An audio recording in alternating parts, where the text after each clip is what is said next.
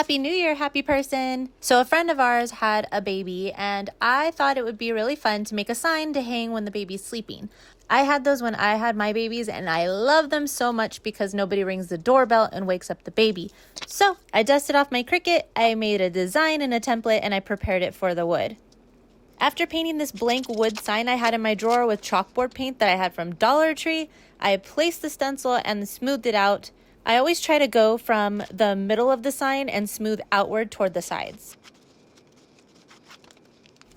Don't you just love it when the transfer tape comes off this smoothly? It's a good thing. Here, I just cut the vinyl kind of short, so I trimmed off the sides and I used that to kind of fill in the areas I needed to cover.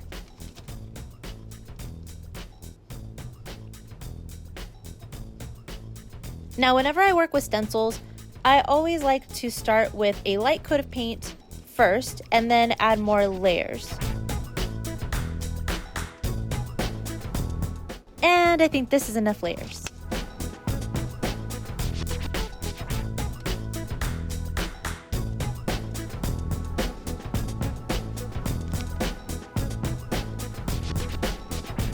Okay, it turned out super cute. I hope you enjoyed this. Bye!